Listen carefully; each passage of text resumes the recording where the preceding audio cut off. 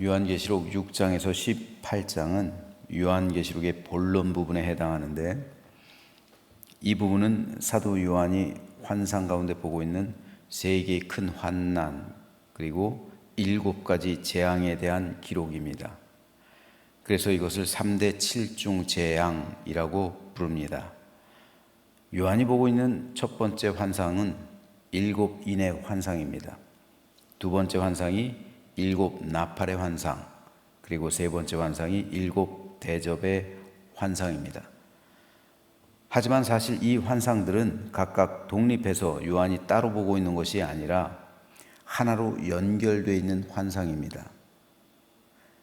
즉 7인의 환상은 곧바로 7 나팔의 환상으로 연결되고, 7 나팔의 환상 역시 곧바로 7 대접의 환상으로 이어집니다. 오늘 말씀은 7인의 환상에서 7 나팔의 환상으로 이어지는 것을 기록하고 있습니다. 주님께서 7째 인을 떼셨을 때 어떤 일이 일어났습니까? 이제까지는 예수님께서 인을 하나씩 떼실 때마다 하나님의 심판이 하나씩 임했습니다. 그런데 7째 인을 떼셨을 때는 재앙이 곧바로 임하지 않았어요. 그 대신 7 나팔 재앙이 임했습니다. 다시 말해서 주님이 7째 인을 떼셨을 때 7 나팔 재앙 전체를 가져온 겁니다. 즉 7째 인은 곧 7 나팔 재앙이에요. 마찬가지로 7 나팔 재앙의 마지막 7번째 나팔을 불었을 때 7 대접의 재앙이 찾아온 거예요. 그렇다면 이 모든 7인의 재앙, 7 나팔 재앙, 그리고 7 대접의 재앙은 곧 7인의 재앙 안에 속해 있는 거예요. 하나의 재앙이에요. 오늘 본문은 주님께서 7째 인을 떼실 때 어떻게 7 나팔 심판으로 이어지고 있는지를 보여주고 있습니다. 우선 요한은 주님이 7째 인을 떼실 때 하늘이 반시간쯤 고요하더라 라고 기록합니다. 반시간쯤이라는 말은, 이 말이 굉장히 중요해요. 왜 반시간쯤 고요했다 라고 요한은 기록할까요? 이 말은 예루살렘 성전에서 아침에 향을 피우기 위해서 준비되는 시간을 의미하는 겁니다. 즉 제사장들과 레위인들이 상번제를 드리죠. 즉 매일 아침 저녁으로 번제를 드린단 말입니다. 하루 일과를 성소 안에 있는 촛대에 불을 붙이고, 밤새도록 꺼지잖아요. 그 촛대에 불을 붙이고 분향단에 향을 피우는 것으로 하루를 시작하는 거예요. 그런데 분향단에 있었던 그 향로에 향을 피우기 위해선 불을 갖다 붙여야 되는데 어디서 붙입니까? 어디서 불을 가져옵니까? 아론의 아들 아론의 아들이 다른 불을 들이다가 죽었잖아요. 그렇죠? 다른 불은 뭐예요? 다른 데서 가져온 불이에요. 그렇다면 이 향로의 향을 피우기 위해서는 어떤 불을 가져와야 됩니까? 아무 불이나 가져오면 되는 게 아니에요. 바로 번제단에 있는 불, 번제단에 있는 숯불을 가져다가 향로에 향을 피워야 돼요. 번제단에서 그 숯불을 가져다가 분향단에 있는 금 향로에다 넣어야 되는 거예요. 그래서 금 향로에서 숯불이 이제 올라가야 되는 거죠. 향을 피워야 되는 거죠. 이 과정 속에서 소요됐던 시간, 그 시간을 반시간 정도가 소요가 됐는데, 그 짧은 시간을 일컫는 말입니다. 그런데 그 반시간 동안 하늘이 고요했다고 요한은 기록합니다. 그 시간 동안엔 천사의 합창도 들리지 않았고 아무 소리 없이, 어떤 재앙도 없이 그저 고요했다는 거예요. 그런데 여기서는 그 번제단에 있는 숯불을 취해서 분향단으로 가져가 향을 피우는 그 반 시간. 그런데 여기서는 사실상 시간보다는 의미가 중요한 거예요. 번제단이 뭡니까? 번제단은 희생 제물을 태우는 곳이에요. 즉 영적으로 해석하자면 거기에 나를 대신해서 죽은 양의 죄가 있는 곳이에요. 번제단이란 완전히 다 태워버리는 거잖아요. 그죠? 하나도 남김없이 다 태워버리는 곳이에요. 그리고 그렇게 태워진 곳에 뭐가 있습니까? 양의 죄가 있는 거예요. 죽은 양의 죄가 있어요. 다시 말해서 그곳은 사실상 내가 죽은 곳이에요. 나의 무덤입니다. 내가 타가지고 완전히 소멸돼 버린 것, 모든 죄가 소멸돼 버린 곳이에요. 대가를 받은 곳입니다. 그런데 그곳에서 나를 대신해서 양이 죽은 것이기 때문에 따라서 그곳은 용서의 자리, 그 번제단은 은혜의 자리, 구원의 자리, 새 생명의 자리입니다. 레위는 아침에 하나님을 예배하기 위해서 제일 처음으로 준비하는 것이 바로 그곳에서 숯불을 취하는 거예요. 그 양, 나를 소멸시킨, 나의 모든 죄를 소멸시킨 그 숯불을 취하는 거예요. 그 숯불은 나를 태워버린 숯불이에요. 즉 성령의 숯불. 이제 거룩하게 된 나를 기념하는 용서의 숯불, 은혜와 화해와 구원과 새 생명을 가져온 숯불입니다. 레위는 이 숯불을 가지고 성소 안으로 들어가는 거예요. 그래서 성소 중앙에 있는 분향단은 성소 정면에 있죠. 중앙에 있어요. 그 분향단 위에 금향로가 있는데 그 금향로에다가 숯불을 넣고 향을 피우는 거예요. 이것이 의미하는 것은 분명합니다. 하나님께 새 생명을 얻고 구원을 받은 나는 이제 하나님께 들어가게 되는 겁니다. 들어가는 자격이 생긴 거예요. 그리고 그곳에서 금향로에 담겨서 거룩한 하나님을 예배하는 존재가 되었음을 상징하는 겁니다. 놀라운 것은 3절과 4절에 보면 천사가 와서 제단 곁에 서서 금향로를 가지고 많은 향을 받았으니 이는 모든 성도의 기도와 합하여 보좌 앞 금제단에 드리고자 함이라. 향연이 성도의 기도와 함께 천사의 손으로부터 하나님 앞으로 올라가는지라 기록하고 있습니다. 또 요한계시록 5장 8절에는 천사들이 향이 가득한 금대접을 가졌으니 이 향은 성도들의 기도들이라 라고 기록하고 있어요. 그렇다면 죄인이었던 우리들이 하나님의 은혜로 새 생명을 얻고 구원받아서 하나님의 전에 있는 금향로로 옮겨지게 됐는데 이곳에서 우리는 기도로 하나님을 예배하고 기도로 하나님께 나아간다는 거예요. 우리는 기도에 대해서 쉽게 생각할 수 있습니다. 매일 우리가 식사기도 못해가지고 매일 우리가 기도를 하니까 기도를 그저 아무렇지도 않게 생각할 수 있어요. 하지만 지상에서 우리가 하나님께 드리는 기도는 하나님 보좌에까지 올라가고 있음을 오늘 본문에서 요한은 우리에게 말해줍니다. 요한이 보았다는 거예요. 하나님의 구속하심을 입어서 하나님의 자녀가 된 사람들의 기도는 금향로에 담겨진 향기가 된다는 겁니다. 거룩한 거라는 거예요. 이것이 얼마나 거룩하고 귀중한지 천사들이 직접 그 피어오르는 성도들의 기도를 가지고 하나님 앞으로 올라간다고 오늘 본문 4절에서 기록하고 있습니다. 뿐만 아니라 5절에서는 천사가 향로를 가지고 제단에 불을 담아다가 땅에 쏟음에 우레와 음성과 번개와 지진이 나더라라고 기록하고 있어요. 그리고 그때 7 나팔을 가진 7 천사가 등장하는 거예요. 그래서 이 땅에 나팔 심판을 시행하는 겁니다. 이 나팔 심판을 가져온 결정적인 것이 바로 성도의 기도라는 거예요.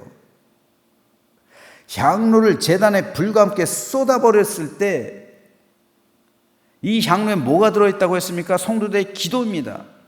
성도들의 기도를 하나님의 거룩한 제단의 불과 함께 쏟아버렸을 때 7 나팔장이 시작됐다는 거예요. 이 성도들의 기도가 구체적으로 무엇이었는지 요한계시록 6장 10절 11절에서 이렇게 기록하고 있어요. 큰 소리로 불러 이르되 거룩하고 참되신 대주제여, 땅에 거하는 자들을 심판하여 우리 피를 갚아주지 아니하시기를 어느 때까지 하시려 하나이까 하니, 각각 그들에게 흰 두루마기를 주시며 이르시되 아직 잠시 동안 쉬되 그들의 동무 종들과 형제들도 자기처럼 죽임을 당하여 그 수가 차기까지 하라. 지금 하늘 제단에서도 성도들이 중보기도 하고 있다고요. 지상에 있는 우리들도 기도를 해야 되는 거고요.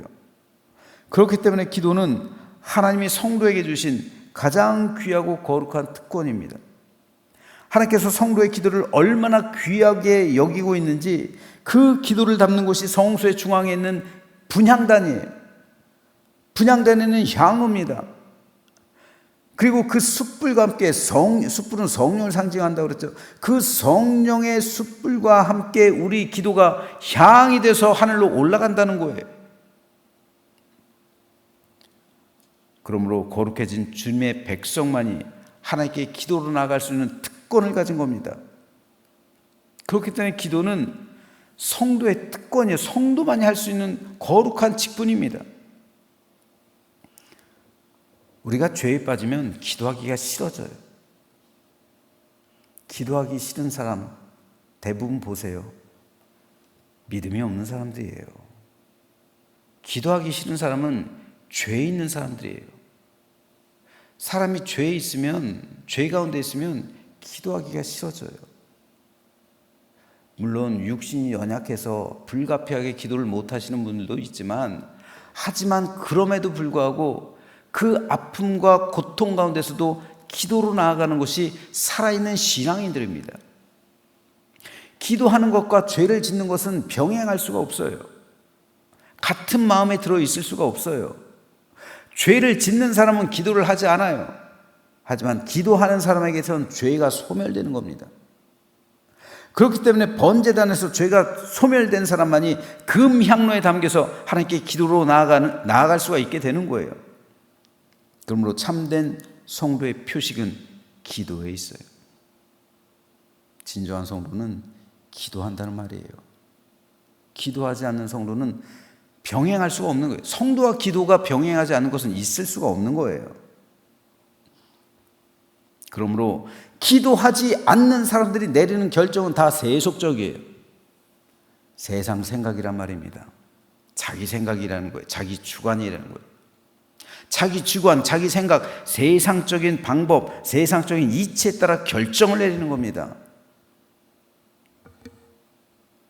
심지어 교회 내에서도 하나님께 충분히 기도하지 않고 결정을 내리는 경우도 많아요. 있어서는 안 될 일이에요. 그러니까 교회가 세속적이게 되는 거예요. 기도하지 않고 내리는 결정이 어떻게 영적인 것이 될 수가 있겠어요? 충분히 기도해야 됩니다. 충분히 하나님께 아뢰야 됩니다. 충분히 하나님의 뜻을 구해야 합니다. 하나님께 충분히 기도하지 않고 내리는 결정에는 사람의 생각 그리고 죄가 틈탈 수 있기 때문에 그렇습니다. 그러므로 우리 기도는 번제단에서 시작돼야 되는 거예요. 번제단에서 숯불과 함께 거기서 우리 모든 죄가 다 타버리고 난 후 정결하게 된 숯불이 금향로로 옮겨져서 우리 기도가 되어야 하는 거예요. 그 상태에서 드리는 우리 기도는 육적인 기도가 아니에요. 육적일 수가 없어요. 세상적일 수 없습니다. 그것은 순수하고 깨끗하고 하나님께서 받으시기에 합당한 기도가 되는 거예요. 그러므로 금향로에 담겨져서 향이 되어 하늘로 올라가는 우리 기도는 우리가 하나님께 드리는 가장 좋은 예물이요 예배가 되는 겁니다. 바울은 데살로니가 교회 성도들에게 쉬지 말고 기도하라고 권면합니다. 금향로에 있는 성도들의 기도의 향은 쉬지 않고 계속 타 올라가야 해요. 이것을 꺼뜨리는 것은 성도가 하나님 앞에서 범하는 가장 큰 잘못입니다. 왜냐하면 금향로에서 향이 꺼지면 예배 또한 꺼지는 거, 예배 또한 끝나는 거예요. 그래서 금향로에 있는 향, 즉 성도의 기도는 24시간 타 올라야 하는 거예요. 금향로에서 향이 꺼졌는데 어떻게 아무렇지 않게 생활합니까? 내 기도가 담겨있는 금향로에 불이 꺼져 있는데 향이 더 이상 피어오르지 않고 있는데 어떻게 우리 영은 아무렇지도 않을 수 있을까요? 그 영은 죽어 있는 거예요. 아무렇지도 않게 느끼고 있는 것 자체가 죽어 있는 거예요. 그러므로 우리는 3월의 말과 같이 기도하기를 쉬는 죄를 범해서는 안 되는 겁니다. 시편 기자는 시편 32편 6절에서 모든 경건한 자는 주를 만날 기회를 얻어서 주께 기도할지라. 진실로 홍수가 범람할지라도 그에게 미치지 못하리라 고백하는 거예요. 반면에 기도하지 않으면 어떻게 된다고요? 기도하지 않으면 그 모든 재앙과 환난이 그에게 닥친다고요. 영적인 삶을 살아갈 수 없다고요. 그리스도인으로서 온전한 믿음의 삶을 감당할 수 없다고요. 기도하지 않는데 우리가 어떻게 그리스도인으로서 온전하게 삽니까? 그러므로 바울은 로마서 8장 31절에서 만일 하나님이 우리를 위하시면 누가 우리를 대적하리요? 말하고 있는데 하나님은 성도의 기도를 통해서 일하는 거예요. 그렇기 때문에 기도하는 사람을 절대적으로 보호해 주시고 지켜 주신다는 겁니다. 오늘 본문을 통해서도 하나님은 성도의 기도를 통해서 이 세상의 7 나팔 심판을 시행하시잖아요. 그러므로 기도는 왕의 자녀에게 주신 왕의 반지와 같은 거예요. 그런 특권이 우리에게 주어졌음에도 불구하고 이 특권을 사용하지 않고 세상 생각과 세속적인 결정과 이 세상에 속한 그러한 삶을 살아가고 있는 성도들이 얼마나 많은지 몰라요. 우리는 우리의 게으름과 잘못된 믿음을 하나님 앞에 고백해야 됩니다. 기도는 우리의 대적 마귀를 벌벌 떨 수 있게 하는 그런 강력한 무기가 되는 거예요. 성도는 기도로 싸우는 거예요, 마귀하고. 성도가 마귀랑 뭘로 싸웁니까? 마귀와 싸울 수 있는 무기는 기도밖에 없는 거예요. 물론 찬양, 말씀 다 중요하죠. 그렇다 말씀과 찬양은 또 다른 특징이 있잖아요. 하지만 기도는 마귀를 대적하는 가장 강력한 무기가 되는 거예요. 성도의 기도는 이 세상에서 하나님의 심판을 가져올 정도로 엄청난 위력이 있습니다. 얼마나 그 기도가 소중하고 거룩하면 그 기도가 거룩한 성소 안에 있는 금향로, 분향단에 있는 금향로에 담겨져서 하늘로 올라갈까요? 천사들이 그 기도를 직접 하나님께로 가져간다고 기록하고 있잖아요. 그러므로 오늘 이후 기도의 권세와 특권을 주신 우리의 하나님께 감사하며 주의 제단에서 타오르는 기도의 불을 끄지 않는 저와 여러분들 되시길 소망합니다.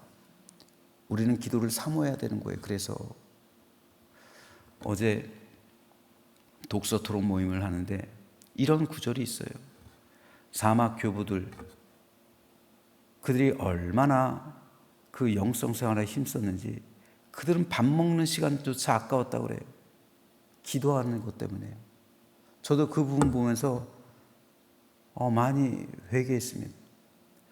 그들은 낮에 일하는 것, 그 시간이 너무 아깝더라고요. 기도에도 할애하지 못하는, 어쩔 수 없이 생계를 위해서 낮에는 밭에서 일을 해야 되잖아요. 근데 그 시간도 아까웠다는 거예요. 그러니까 그 시간도 쪼개가지고 시편을 암송하면서 기도하고, 그리고 와가지고 밤을 새면서 기도하고, 금식하면서 기도하고, 심지어는 식사 시간마저 아까워가지고 그 시간을 쪼개가지고 기도에 할애했다는 거예요. 그렇게 기도했던 성도들이 있었기 때문에 오늘날 한국 교회가 있는 거예요. 한국 교회 전 세대들이 얼마나 많이 기도했습니까? 그런데 우리 기도는 어떻습니까? 우리 기도를 한번 되돌아보세요. 오늘날 우리 교회뿐 아니라 한국 교회 기도가 죽어가고 있지 않습니까? 기도로 부흥을 했는데, 기도 가운데 하나님께서 역사하셨는데 기도의 불이 식어가고 있어요. 다시 말해서 금향로에서 불이 꺼지고 있단 말이에요. 하늘로 올라가지 않고 있다고요.